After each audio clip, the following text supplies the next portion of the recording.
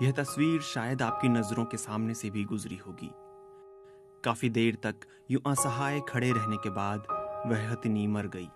साथ ही उसके पेट में पल रहा अजन्मा बच्चा भी दुनिया में आने से पहले ही मर गया। इनकी मौत के साथ ही काफी हद तक इंसानियत भी मर गई। दक्षिण भारत के केरल राज्य में एक गर्भवती हथिनी की विस्फोटक भरा अनानास खाने से मौत हुई। खबरों के मुताबिक कुछ शरारती तत्वों ने हथिनी को विस्फोटक भरा अनानास खिला दिया।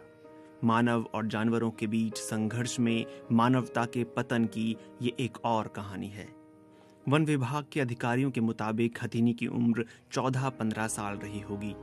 घायल होने के बाद वो इतनी पीड़ा में थी कि 3 दिन तक वेलियार नदी में खड़ी रही और उस तक चिकित्सीय मदद पहुंचाने के सभी प्रयास नाकाम रहे।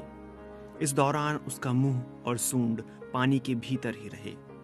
Silent valley national park Palakkad के वाइल्ड लाइफ वार्डन सैमुअल पचाव ने बीबीसी हिंदी से कहा कि उन्हें वो जगह नहीं मिली है जहां हथिनी घायल हुई थी। वो सिर्फ पानी ही पी रही थी। शायद इससे उसे कुछ राहत मिल रही होगी। उसके पूरे जबड़े को दोनों तरफ गंभीर चोट पहुंची थी। उसके दांत टूट गए थे। पलक्कड़ जिले के मन्नारकड़ इलाके के वन अधिकारी सुनील कुमार ने बताया कि वन विभाग के अधिकारियों को यह हथिनी 25 मई को मिली थी, जब यह भटक कर पास के खेत में पहुंच गई थी। शायद वो अपने गर्भ में पल रहे बच्चे के लिए कुछ खाना चाह रही थी। हथिनी के घायल होने की ये घटना लोगों की नजर में तब आई जब रैपिड रेस्पॉन्स टीम के वन अधिकारी मोहन कृष्णन ने फेसबुक पर इसके बारे में एक भावुक पोस्ट लिखी। उन्होंने अपनी पोस्ट में लिखा कि घायल होने के बाद हथिनी एक गांव में भागते हुए निकली, लेकिन उसने किसी को भी चोट नहीं पहुंचाई। हथिनी की तस्वीर फेसबुक पर पोस्ट करते हुए उन्होंने लिखा कि वह भलाई से भरी हुई थी।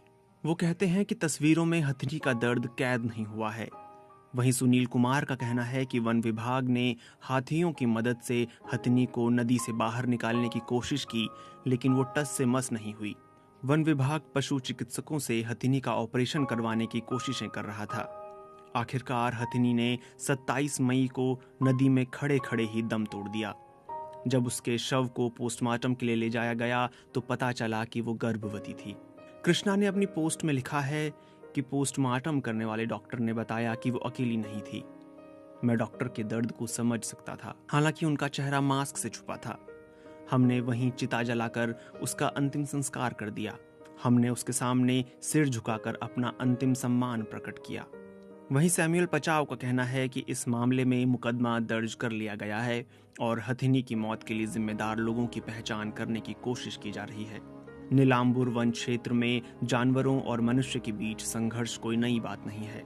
ये वन क्षेत्र केरल के मल्लापुरम और पलक्कड़ जिलों के 4 वन क्षेत्रों से लगा हुआ है। पचाव कहते हैं कि पहले भी लोगों और जानवरों के बीच संघर्ष के मामले सामने आते रहे हैं, लेकिन ये पहली बार है जब किसी हाथी को इस तरह विस्फोटक से घायल किया गया हो।